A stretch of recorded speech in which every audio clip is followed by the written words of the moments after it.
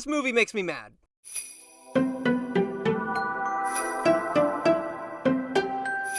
Surprisingly, I never got around to watching this movie until after the holidays were done and over, and I suppose I don't regret that decision? I don't imagine watching it now would have been that much different from watching it then, but still, I feel really stupid for not realizing this movie was out, and I was going to write a review on it either way, but the intention behind the review has since changed a little bit after multiple viewings. It's still really good, all things considered. This is a movie I definitely think is worth watching. More studios and streaming sites need to know that we want more animation like this. It harkens back to classics that I grew up with, like Spirit, Prince of Egypt, Beauty and the Beast, and Treasure Planet. I love how much animation has evolved since those times. Hell, I'd even go as far to say that it's a close competitor to Spider-Verse in terms of animation quality. I've been waiting for 2D animation to make a comeback in the West, and with the style, the dynamic movements this technology allows, the shading, the detail, I definitely think this is a good start. But the writing could definitely use some work. And it starts off fine. In fact, I only had a handful of superficial issues with the movie early on. For instance, if Jesper has been consistently lazy for the past 9 months, why hasn't something like this happened sooner? Why doesn't the drill sergeant reprimand him? Why is he even allowed to take breaks? Sending him to Smearensburg was definitely a good decision for his father to make, but it just seems so odd that he's been allowed to get away with everything he's done for 9 whole months. Another thing I found weird was the Eskimo girl. Not really the character, but how she kept getting to Smearensburg. When Klaus and Jesper go to her village, they're shown to ride for many miles across the ocean. And yet she went back and forth from her village and Smearensburg, presumably by herself, multiple times. So I can't help but ask myself, how did she even learn about the toys in the first place when she lived so far out? And now that I really think about it, even Klaus feels just a little bit out of place. Not in terms of the story, no, but in terms of the setting. Klaus doesn't have any relation to the Crumbs or the Ellingbows as far as I'm aware, and we aren't given reason to believe why he came to this island in the first place. We're told that it's cold year-round, it's consistently gray and gloomy, and its inhabitants are savages that have no interest in anything but fighting each other. And yet he wants to raise a family here. But that's not all that I mean when I say he feels out of place. Despite being in the title of the movie, he's relegated to that of a side character, which is fine. I see that as more of a problem with the title than the movie itself. But the fact that he isn't as prominent as one would expect him to be makes me wonder if the story wasn't originally about Santa Claus. The initial test animation that focuses primarily on Jesper really makes me think that this was originally supposed to be something else, and that maybe there were some changes to the story mid-development. And please don't misunderstand me, that's fine. If there was a lot of changes to the writing during this movie's inception, it's impressive that they've made a story that's this coherent. Even I can't deny that these issues I've brought up are admittedly small, and I don't think I'd get some of my favorite scenes if Klaus wasn't present.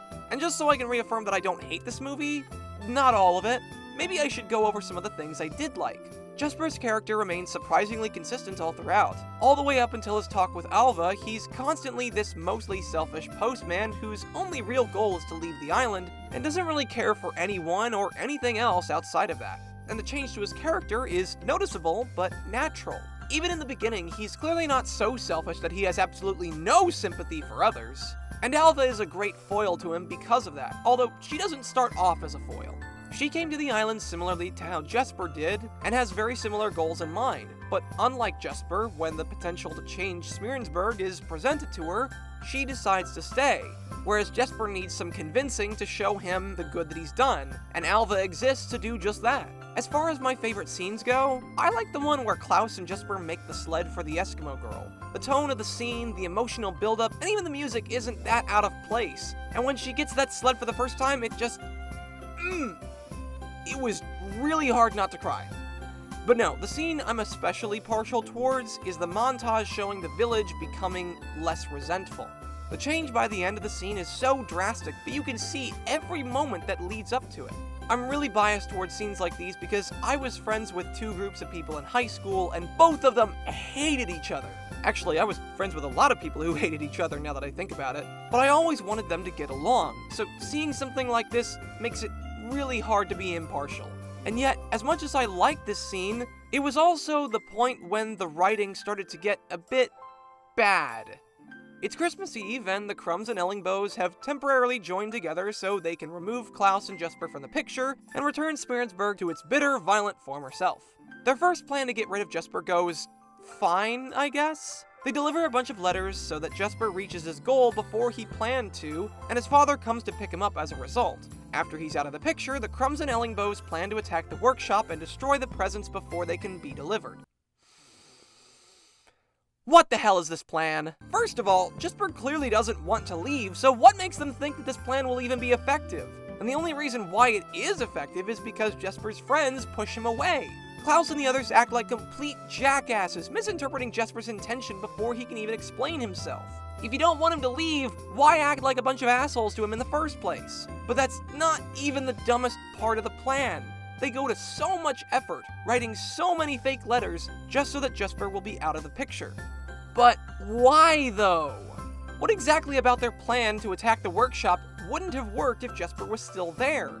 Even when he is there, they still end up losing the toys, even with Jesper. So what was the point of doing all that? And I say toys loosely, because this was all a ruse set up by Klaus and the others. They heard from the other children that the clans were planning on ruining everything, so they replaced all their toys with wrapped, chopped up logs. Which, raises several other questions?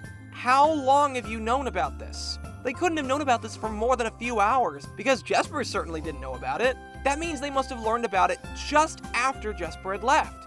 So, in the time it took Jesper to ride down to the docks, some kid went all the way up to the workshop to tell them what the clans were planning, and amazingly, they had the time to chop up and neatly wrap enough wood and fill this huge-ass bag with it. How? Besides that, what did they think was going to happen? What if the clans saw that these weren't actually presents? They were going to smash them to pieces. What if the wrapping tore off prematurely? It's really funny because for a bunch of assholes who treated Jesper like garbage at the end, the only reason their plan worked at all is because he came back. But that's still not the worst part. Klaus's biggest issue, I believe, is with its climax. And it all has to do with setup and payoff. As far as the ending goes, Klaus does one of these things right and one of these things wrong. A consistently returning theme in Klaus is that an act of goodwill always sparks another. And another recurring idea is one that runs contrary to that. The kids that do good things for others are only doing it for the toys, and if the toys ever stop, then the goodwill also stops. So you would expect the story to address this by its climax. You'd think that, wouldn't you? Try to understand this. My family has always believed that Santa Claus, as a concept, is antithetical to the meaning of Christmas. Now, usually it varies from one family to another, religion and all that, but I fundamentally believe that Christmas, as a near universally celebrated holiday, is about giving, expressing the love you share for those around you with gifts and gestures and acts of goodwill. Santa Claus, this character that delivers presents to everyone in the world, is the only one who gives in this scenario. And it turns the season of giving into the season of getting, which is not what Christmas is about. But Santa, as an idea, as someone who we embody when we're the ones conducting acts of goodwill, adding magic to a season that's already so joyfully magical, that isn't antithetical at all. And so, all this time I kept thinking that the presents were going to be destroyed and the villagers were going to give each other gifts instead, proving once and for all that a true act of goodwill does in fact spark another. Instead of any of that happening, the presents turned out to be fake, and they deliver the real gifts anyways. Because who needs to prove that Smearensburg is capable of goodwill on their own? Nope, we got presents to worry about. Sorry, did you ever wonder, even once in this film, if the peace in Smearensburg was only an illusion propped up by superficial objects for children, or if it was genuine care that the people had for one another? Why on earth would you think that's stupid? It's not like our entire conflict revolves around that concept in the first place. It would have been perfect! Plus, it would provide an explanation how Christmas could still continue as a gift-giving holiday even after Klaus dies, which he does die in this movie and then becomes Santa Claus for real. They've already established that reindeer can't fly and magic isn't real either, but haven't you heard? Being dead in movies is way better than being alive. Who cares about immortalizing yourself as an idea that's integral to the spirit of the holiday? No, we gotta have a Santa Claus origin story. Never mind that the story isn't even about Klaus, and it'd probably be less interesting if it was. They build up to this reveal, and ultimately the payoff is the opposite of what it's been building up to. This ending was practically gift-wrapped for them, so why couldn't they make it anything that wasn't the most predictable and superficial schlock you could think of? It's so frustrating, because virtually everything else in this movie is so well made. I could care less about The Rise of Skywalker. Of course that movie was going to be bad. How could I be mad about that? And that's not to say this movie is bad, far from it, but it comes so close to perfect, and yet it falls so short at the end. And the reason why it fails are problems that could easily be fixed. But all in all, it's a really entertaining experience, and I definitely think that it's worth your time. Please, please go watch it. We need more movies that are animated like this, but, just with better writing.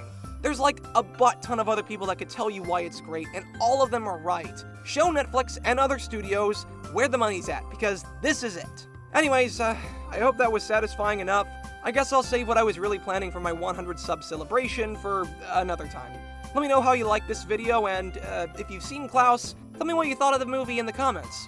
If you're a part of EFAP's Discord far, far away, feel free to @me if you ever want to chat, and thank you so much for helping me get this far. Every single one of you, it means so much more than you can imagine. And to every single one of you watching, I hope you have an excellent day, and stay platinum.